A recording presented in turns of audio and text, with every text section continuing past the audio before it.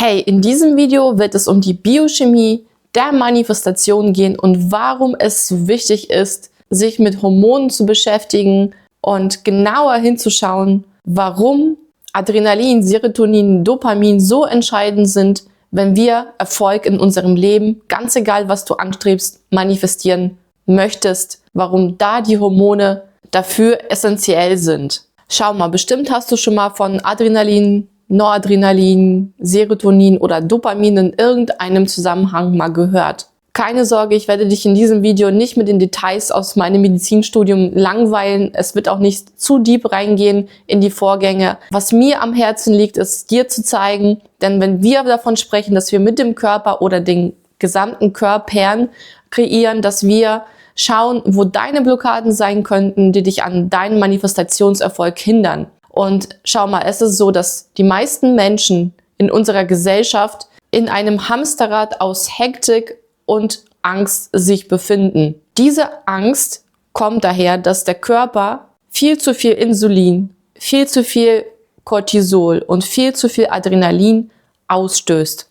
Ein bisschen Adrenalin, ein bisschen Cortisol, ein bisschen Serotonin, ein bisschen Adrenalin brauchen wir, um genug Leistung, genug Einsatzbereitschaft zu bringen, um Dinge zu manifestieren, Schritte zu unternehmen, also konkret ins Tun zu kommen für unsere Wünsche und Träume. Doch das Ganze wird ein bisschen cringe, wenn das Verhältnis kippt und dein Körper zu viel Adrenalin, zu viel Cortisol ausstößt. Ja, Adrenalin, Cortisol, das sind beides Stresshormone, die normalerweise aus unserem Steinzeitgedächtnis heraus, aus unserer animalischen Perspektive heraus dazu da sind, unser Überleben zu sichern. Wenn irgendwo ein Feind lauert, ein Säbelzahntiger um die Ecke kommt, dass du darauf eingestellt bist und schnell etwas dagegen unternehmen kannst. Das Ganze wird nur hinderlich, wenn du in einer ständigen Alarmbereitschaft bist, körperlich, geistig, seelisch,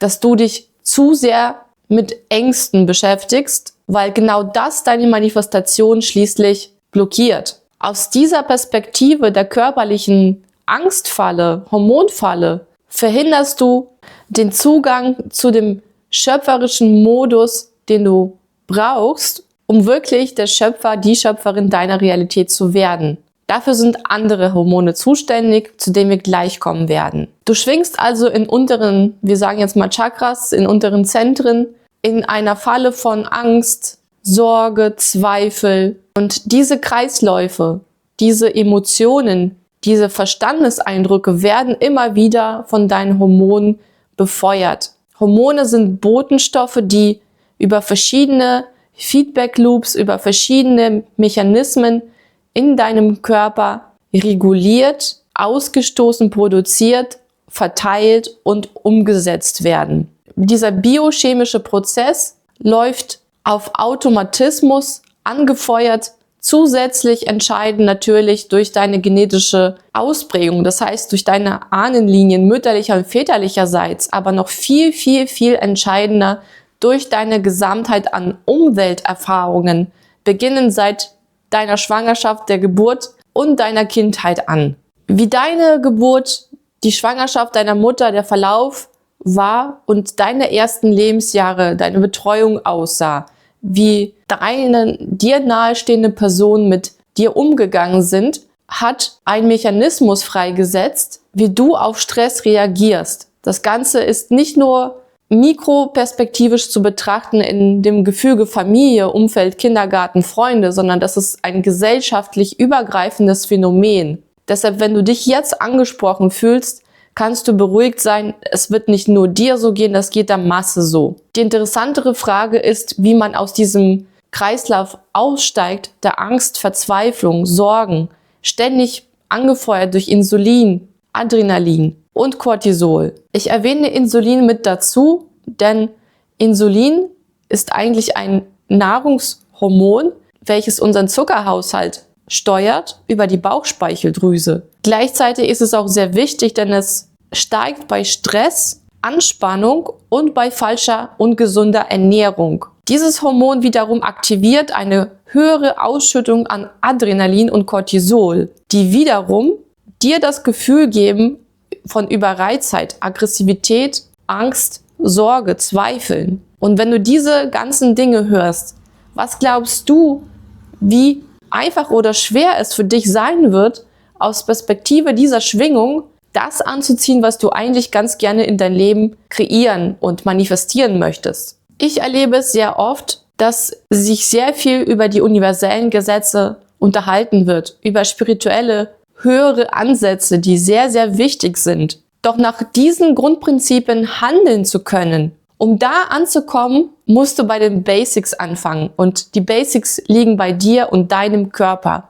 Selbst wenn du deine Glaubenssätze reflektierst und anschaust, gleichzeitig aber dich immer wieder in einem Muster wiederfindest aus Impulshandlungen und Reaktionen, die auf Autopilot ablaufen, weil sie körperlich programmiert sind, wirst du ganz schnell feststellen, dass die alleinige Betrachtung deiner Glaubenssätze nicht ausreicht, um diese zu switchen. Es bedarf sehr viel Zeit, Reflexion und ich sag mal insgesamt Quantität, die irgendwann in Qualität übergeht, um diese Glaubenssätze zu kippen. Die viel sensiblere und bewusstere Betrachtung und Einstellung von dir und deinem Körper, um diese Hindernisse zu überwinden. Und deshalb spreche ich heute mit dir über dieses Thema, über die Biochemie, über dein körperliches Bewusstsein, über die kleinen Molekülchen, die dein Verhalten steuern.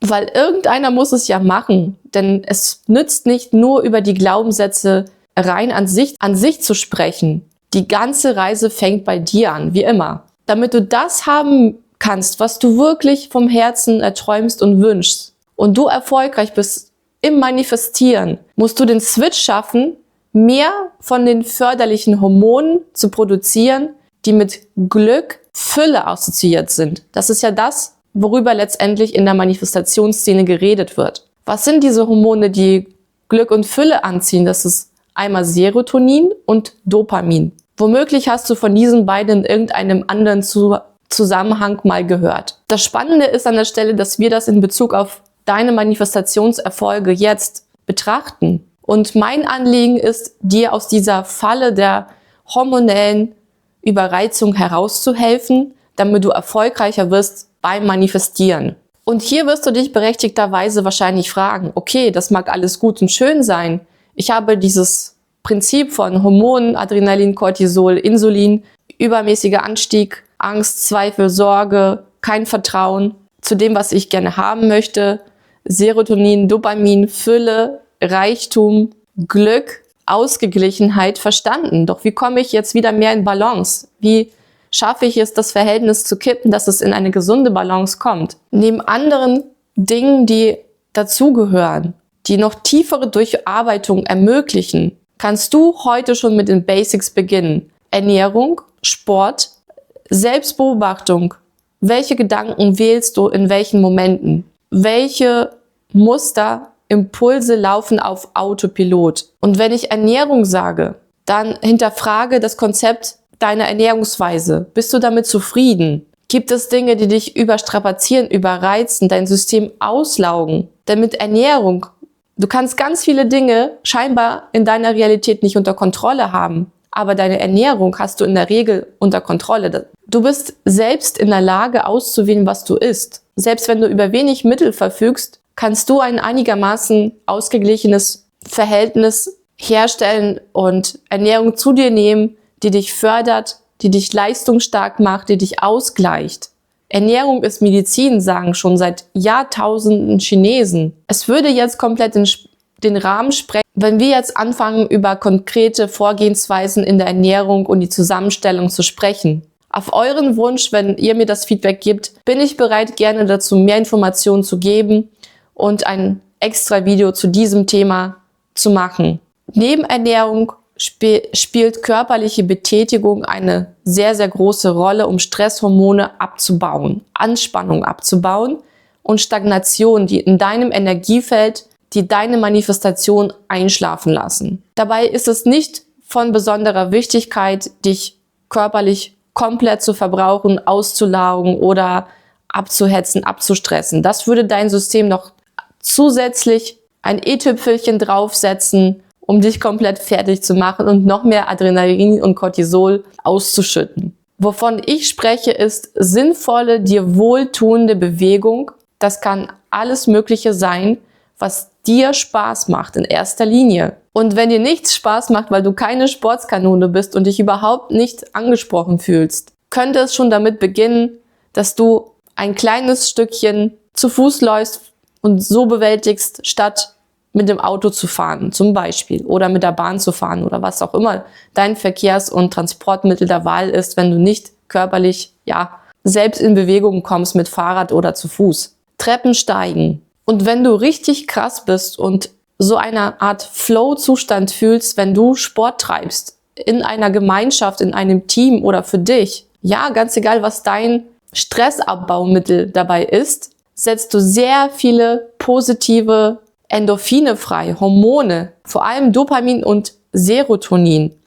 Und diese Zeit lässt sich wunderbar nutzen, wenn du schwer zur Ruhe kommst und nicht leicht in meditativen Zustand eingehen kannst, weil du ständig kreisende Gedanken hast und den Impuls verspürst, irgendwas zu machen und dich zu bewegen, dass du leicht anfangen kannst, während du Sport treibst, zu manifestieren. Es reicht, dass du nicht permanent an deine Manifestationswünsche denkst, aber für kurze Augenblicke zwischendurch, gerade wenn du in einem sehr hohen Flow-Zustand dich bewegst, an deine Vorhaben denkst. Du nutzt dieses High, also diesen Peak an guten Gefühlen, guten Gedanken, guten Hormonen für dich verstärkend aus, wenn du das Gefühl hast, dass du diesen Zustand nicht oft genug erlebst oder nicht in den passenden Momenten nutzt, um zu manifestieren. Neben Sport und Ernährung habe ich als drittes das, was du ganz einfach für dich ohne zusätzliche Mittel und Aufwand tun kannst, dich selbst zu reflektieren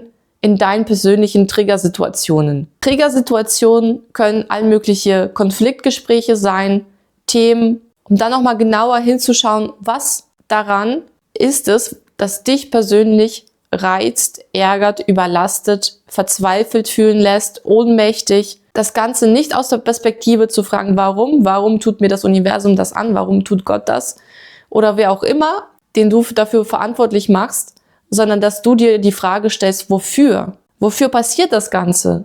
Was ist die Message? Was ist das Learning?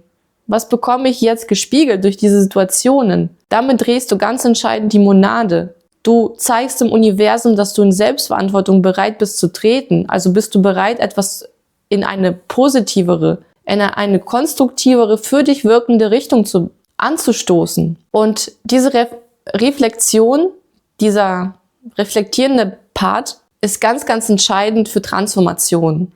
Du begreifst natürlich noch mehr deine eigenen Muster.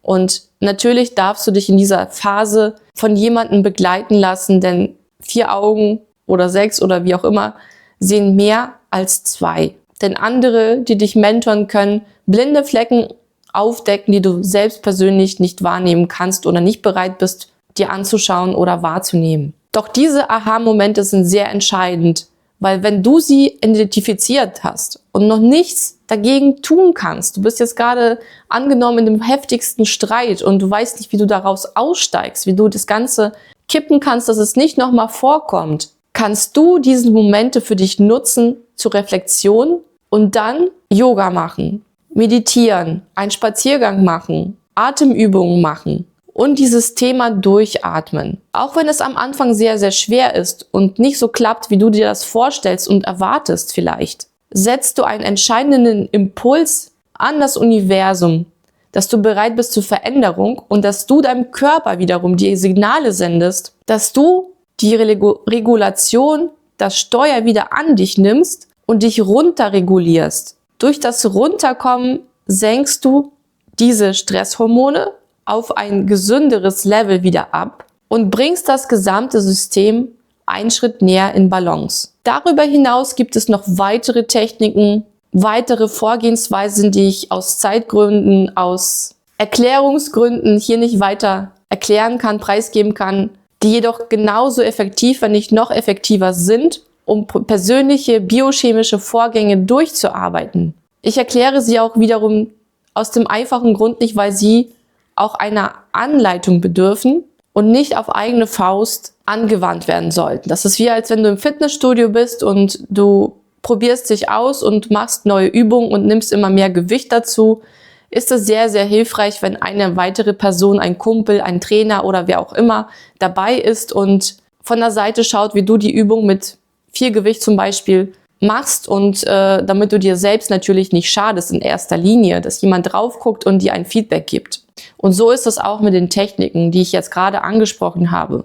Zusammenfassend gesagt haben wir in diesem Video heute besprochen, warum die Biochemie für deinen körperlichen Transformations- und Manifestationserfolg entscheidend ist, auch wenn du dabei bist, mit deinen Glaubenssätzen zu arbeiten, tiefere Geheimnisse des Universums zu ergründen, lohnt es sich immer wieder einen Blick auf den eigenen Körper zu werfen, denn das ist der Körper, der physische vor allem, mit dem du kreierst. Darüber hinaus gibt es noch andere Körper und daraus, aus den biochemischen Vorgängen, aus der Falle, in der wir gesellschaftlich zur Mehrheit stecken, aus Angst, Zweifeln und Sorgen, einen übergestiegenen Cortisol, Adrenalin- und Insulinanstieg, den wir seit der Kindheit mindestens erfahren, herauszukommen in eine gesündere Balance zu mehr Serotonin und Dopamin, für mehr Fülle, Freiheit, Glück und Genügsamkeitsempfinden, in die Ruhe zu kommen und in die Balance, aus der überhaupt dieser schöpferische, kreative Manifestationsbiest-Modus überhaupt entstehen darf. Wenn dir dieses Video gefallen hat,